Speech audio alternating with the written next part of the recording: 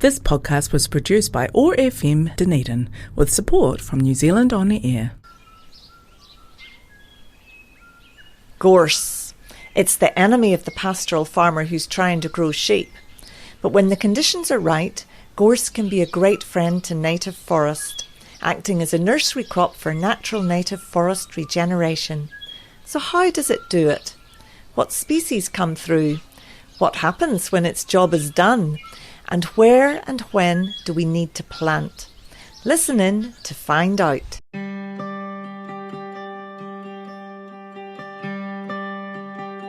Kia ora, welcome to Rewilding In Action with me, your host, Maureen Howard. I'm very happy to be outside again for an episode in the field, this time to take a focus on a property where native forest is naturally growing through gorse. I've come to Volco, a property on Mount Cargill Road just north of Dunedin City. The land is owned by a trust and it covers a few different land parcels that includes around 90 hectares of lovely regenerating native forest and around 15 hectares of beautiful virgin cloud forest. Volco has an interesting history. It was purchased in 1967 by a Canadian couple, Dorothy and Lloyd Morris, for the purpose of increasing biodiversity and fostering cooperative sustainable living by allowing people to stay there. And through the trust, that's continued to this day. For this episode, I've got just the right person to talk to, Hendrik Koch, who has many decades of on-the-ground ecological experience in both wetland and forest restoration. In particular, Hendrik has a native tree nursery out at Hereweka on the Otago Peninsula. He leads restoration work at Kaikorai Estuary Mouth and leads the Shetland Street Community Gardens and native plant nursery there. At the same time, Hendrik is a passionate rewilder who loves to follow nature's lead and allow natural regeneration where possible.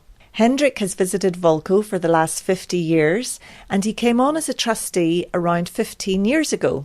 In terms of gorse, Hendrik tells me about some of the changes he's seen happen at Volco over the years.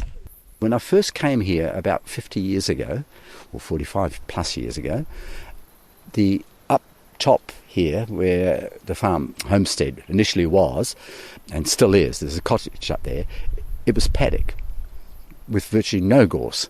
And then gradually, as I came at different times over the years, I was noticing more and more gorse. So by the time I came, I would say at least half of the paddocks were either occupied by gorse and or Kānaka Mānaka.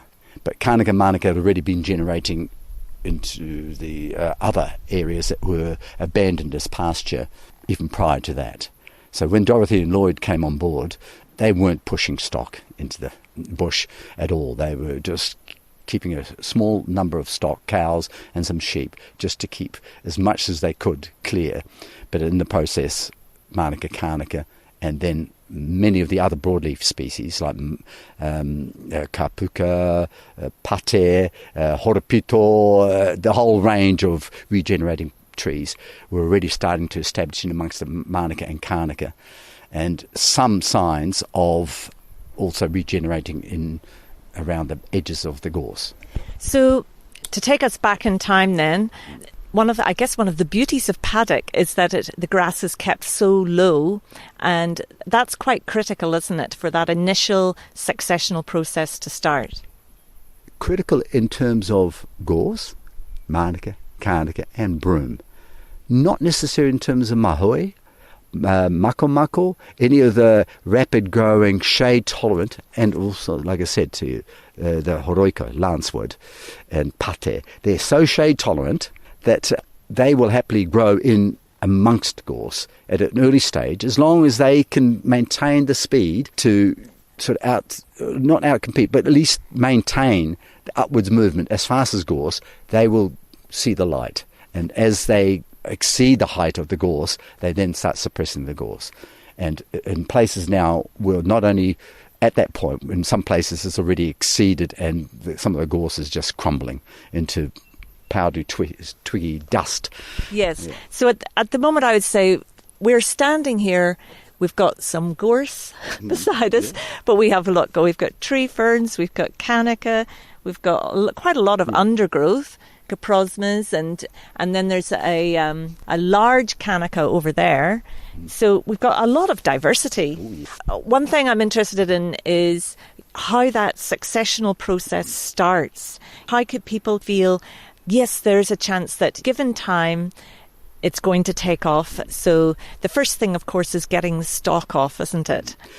As I did at my own place, much the same happened here. As stock was taken off, the diversity of regeneration became more expansive. And this is not just in terms of natives, because we've also had holly regenerate more expansively, and laurel, and of course, in a couple of spots, rhododendrons. So they also start reproducing themselves when there's an opportunity. But those three exotic species I just mentioned also like sort of semi-shade. So whenever there's shade created, whether it was from the initial regeneration of Manuka, Carnica or gorse, as soon as there's shade and no stock, these plants start going for it. And of course, fortunately, there's such a lot of native plants seed stock. We've got probably one of the richest biodiversity of native flora anywhere around Dunedin in this place. So that's another big thing too, is having that either nearby seed source, or perhaps it's in the soil there. Is that possible, or do you think the seed would have died off and that it's been blown in or brought in by birds? Well, in this case, all the above, because some of the species do wind blow, like Manuka and Carnica, especially Carnica. The seed is so fine, when there's a storm, if you could get your eagle eye onto it, you'd see a whole horizontal flow of Carnica seed. So they spread. And of course, anything that's got berries, including horapito, will be delivered by birds. And of course, many other cases, it's just the conditions are right. The seed, like in case of gorse, the seed could have been there 60 years. And all of a sudden, the conditions are ripe for that seed to germinate because there's been a cow plodding in that piece of soil and torn the soil turf into a dry and sunny zone. And of course, gorse takes off, Manuka takes off, Carnica takes off. But those three sun-loving species I've just mentioned don't particularly like it as much in a shaded area. You're far more likely to get all those other broadleaf species or the broadleaf species that come in. So perhaps if someone has land where the livestock is already off it and the grass is growing bigger, they're going to get different species coming in, aren't they? Yes. Big part they might find initially, if the grass really ramps up, they might not see much for a while until the grass starts collapsing. Because if the seed can't get down to the ground or to an adequately broken down composting material, which the grass does do, it actually breaks down and creates a humus that there's a lot of seed that will take off. Things like kuhuhu and tarata, pittosporums. Their seed will last a long time as well. But if the conditions aren't right, they won't take off. And they're plants that can cope, in some cases, with very dry conditions. And of course we've got other species that, like manatū, which is one of our biggest native deciduous plants, like it moist. If anything, they can regenerate in absolute swamp. What is the rainfall here, Hendrik? The average for the whole property, and it was this was estimated by a survey that was done by, I think, Lands and Survey, something like 45 years ago, indicated the average rainfall here was about 950. So it's actually a little bit wetter than Dunedin. Definitely wetter, but it also contrasts between some of the lower spots on Volco land and the up at the top of Mount Kettle, because we almost have land up to the top of Mount Kettle, and we definitely have land to the top of Mount Cutton. The rainfall there, I'd say, would be in excess of 1,000. Wow, okay. And having that extra moisture will help with the germination and the breaking down of the gorse leaves and everything that break down and make a mulch, for things to germinate through. Yeah. I think, as you can appreciate, if you've got 100 years plus of grazing, an awful lot of topsoil goes. Once you reverse that, topsoil starts growing again, because most of that topsoil is converted into meat and or erosion prior to once there's nothing taking it away apart from the possums. That's why it's better to shoot a possum and let them rot on the spot, because they create fertility, etc. So do you see perhaps your main role being one of removing the things that you don't want to be here?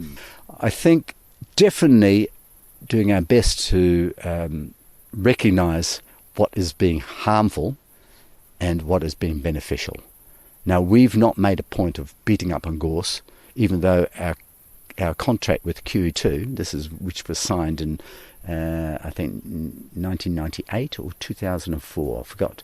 I think 1998 it became a covenant, but in 2004 we signed an agreement with QE2 to deal to the gorse, which has never happened. We have only started doing that probably in the last 7 years. And the reason why we started dealing with the gorse over the last 7 years is because we've had people building shacks and residing up here in informal arrangements that had become a danger. Imagine 10, 15, 20-year-old gorse is incredibly flammable because it produces so much dry stuff and it's so dense. If a fire got hold, not only would it potentially kill the people, but it also would increasingly present a hazard to the remaining native vegetation that is establishing and or is still intact. And I guess the risk is increased if you're near those houses where people might do things that, even using a lawnmower could cause a spark. Yeah. So if we're to go back, because you do have this long history with Volco, you say 50 years, yes, and to go right back, so you do remember when it was paddock and gorse and I guess manica and kanika. What were the next species to first come in after those pioneers? Well, the first ones were the fast-growing ones. Mako, definitely. In wetter spots, manatu, which is a deciduous one, it seems to thrive. Other ones that clearly were making a headway were fast-growing species like pate, even though they don't particularly grow that tall. But as long as they've got the space, they'll outspread gorse. They won't out-canopy it, but they'll outspread it. And, of course, you've got other species like the more resilient ones like horoika and kuhu, surprisingly quite good at coping with semi-shade as well, that just keep quietly pushing. And of course the more remarkable one is that one we don't give that much credit to, small-leaf coprosma. Yeah. It just seems to find if there's a gap, and they varied. Some of the small-leaf coprosma are remarkably good at withstanding shade, withstanding wind, drought, and so on, as well as still do okay even in wet sites. And you had said to me before we came on air that things come up in patches, so you have gaps in amongst the gorse patches and stuff like that. And so in those gaps, what kind of things were coming up? Is that some of the things you were talking about? And I think, as I showed you when we were walking along the road, that's again wineberry or mako. Does very well in those situations because it is quite fast growing and it's profuse in terms of providing seed that birds spread everywhere. So if there's a gap, but it only happens if there are no cows or sheep in there because they're very palatable. Mahoe is not so prevalent here because I think mahoe are not quite so able to withstand the cold conditions. We're probably about 300 metres above sea level, so it's getting a fairly yes, I did think about that temperate effect on it. And I think it's really, in a way, very reassuring to know that all of this regeneration can happen at this pretty high altitude. And yes, cold winter conditions, and yet it's obviously there's the warmth there to germinate the seeds and to allow them to come up through the gorse and so forth. So, has there been anything that's really surprised you in terms of the regeneration you've seen or species that have returned? Oh, definitely yes. And one of the ones is the less common ones, and this is what doesn't happen in a lot of the projects I've been involved with, where we've either planted or we've allowed a degree of regeneration, is the plants like miro and pokaka and pauhautia. It's the native cedar. Because they're seed source here, you're noticing occasionally, oh, that's a miro. Oh, that's a plant that you wouldn't expect to, because in most places around Dunedin, there isn't a seed source. Yeah. So because we've got such a rich seed source here, and kaikomako as well, which is another one that I've noticed lately, seems to be appearing. We've got a kaikomako here that takes about, it's the biggest kaikomako I've ever seen. And I'm out there looking for impressive trees all the time. Think, how old is that tree? And I would say some of the trees in this gully here, that to our east, they're probably well over 1,000 years old, I would say. Wow, I would love to see them. And actually, so that is the other thing, is that you do have some excellent mature forest right on the property. Yes. Look, it makes it a pleasure to be adding to it. It's sort of, as you well know, I've been involved with lots of conservation planting projects over the years, but it's like we're just helping. We have done some planting, and especially up top where the gorse and the residents and the cottages, we've got a camping site there that allows caravans and house trucks and so on to park. We were determined to reduce the fire risk by actually cutting down the gorse and planting natives amongst it. And if anything, the gorse, this is another plus of gorse, apart from being a pioneering crop for native species to germinate and so on amongst, but also it actually helps protect it from goats, possums, pigs, because nothing likes crawling through spiky gorse. So it's helping us protect it, because we don't put cages around it, we don't use herbicides. So remarkably, it is actually providing us like a bit like a barbed wire protection around all of our plantings. And if anything, 2/3 or 3/4 of our plantings now, we've done over the last 7 years, are now probably as tall, if not taking the charge, overwhelming the gorse in places. Well, do you feel, and I completely understand why you want to plant around the houses and the dwellings with those low flammable species, but I know you have a tree nursery. Do you find a bit of a kind of a conflict in yourself, a desire to plant sometimes, or a desire to let it be? Where does it sit with you? Mine is to let it be. If anything, I personally think we should get carbon credits for just taking stock off.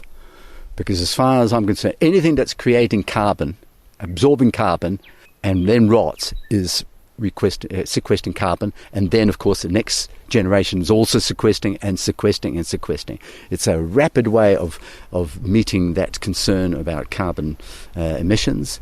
But more importantly is that there's still plenty of places that are available for planting where you can't just let the gorse grow for a whole host of reasons.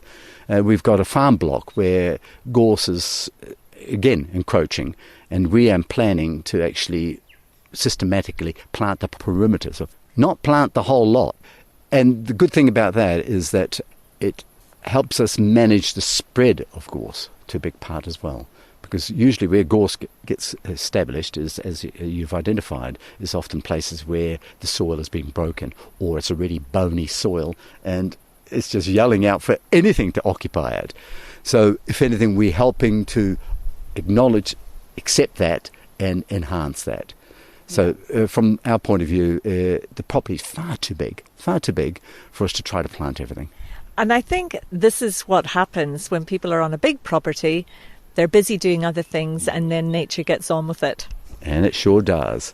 And I was going to mention another thing as well, is you asked me what are other surprises, is that even when the gorse starts regenerating on its own in some either overgrazed land or marginal land, the soil starts building up, the fertility increases, and more remarkable is that the insect life and the bird life increases even before the natives come. Yeah, so gorse is actually slightly unsung hero when it comes to forest regeneration. Yes, and I think most people got a very black and white idea. They think, it has to be native. There is a concern that we have had, and of course I think most ecological plantings run into this space, and that's do you plant natives that are exotic to the area, or do you sort of take a philosophical position and think, well, the climate is changing, the circumstances are different, we have tried to plant nio up here, but normally nio wouldn't grow up here. We've put in a couple beech species. There is silver beech on Mount Cargill. Yeah. We're barely a stone throw away from Mount Cargill, so we thought we'd plant some silver beech up here and see if it can establish in amongst the sort of more mountainous, broken soils. Yeah. So we've talked a lot about plants, but across all the years that you've been here, what kind of changes have you seen in terms of the fauna? Well, remarkably, one of the first times I came here to do a building job, I was doing some building work near the farm homestead, which is not particularly well endeared with natives. A flock of about 35, 40 keritu landed in a tree lucerne right beside me. I was so impressed. I think, well, they're coming from somewhere. They're breeding somewhere, clearly not in that tree lucerne. So there is definitely a source of fauna that is close by that are happy to take up on opportunities, even if they're exotic. But more to the point, we've got the native falcon here, and kahu as well. They come here in reasonable number. But more recently, kaka, and we have kaka breeding on one of the sites. And I heard robin. And definitely robin. We've got large numbers of korimako. We've got, of course, all the other obvious ones like titipanamu. Not many of those, but I have seen them. Tomtits. We've also got piwakawaka in reasonable number. They come and go because they tend to go down to the lowlands in wintertime, and in summertime they come up in number. And I think I've noticed that in my own property as well. But we're still looking forward to the idea of seeing our first reptiles, maybe jeweled gecko, which has been released into the Orokonui, which is unfortunately very close by they as can't well. fly. No, but they can. They're amazing. They go from canopy to canopy to canopy, and if we've got a canopy all the way or close by, the reason why I know they don't need a continuous canopy, because I've seen dead ones on the road at my place on a regular basis. So they do periodically walk across the road and get an unfortunate. So this is sometimes the way we know things are alive. That's right. by and it's not a finding the dead particularly nice story to think. What are you most excited about for the future? About the future is that we do have kaka, and more importantly that we have successful colonisation of weka. We've caught a weka in a trap just recently, and Doc are looking at it and thinking, well, where have they come from? And clearly someone is releasing weka into the area, and we're rather thrilled, even if it seems naughty to do so. Not wishing to encourage illegal behaviour, and or maybe it has been just kept quiet, so it's not causing a public backlash, because weka can be a very unwanted species in backyards of people's gardens. They kind of need quite a resilient, robust environment to live in, don't they? Yes, ecosystems. Yeah. Look, but anyway, it sounds like you're having a great time here, and long may it continue.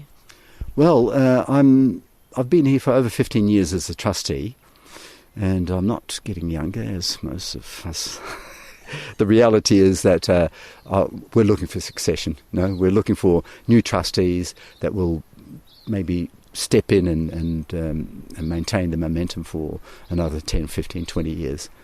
And hopefully the opportunity for people to participate in this adventure, and it is an adventure, seeing how all that regenerating bush and so on matures over time, in particular pest management.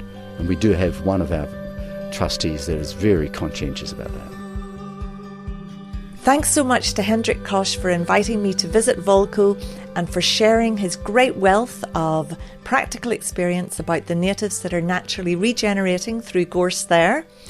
After our interview, I followed a track that was recommended by Hendrik and found the virgin forest he told me about.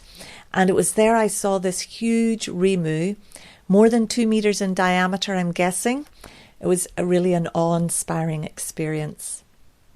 The key things I take away from this episode are, firstly, gorse can be a great nursery plant to assist regenerating native bush, and protecting planted natives as well.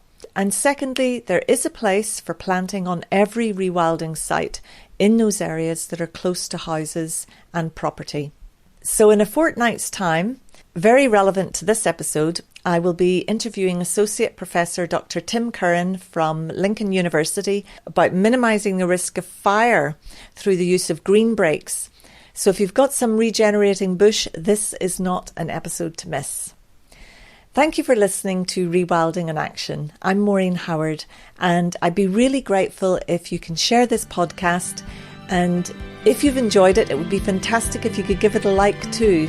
It really helps to get it heard by others. So until next time, I will leave you with the sound of birds from Volco, where rewilder Hendrik Koch is letting nature take the lead.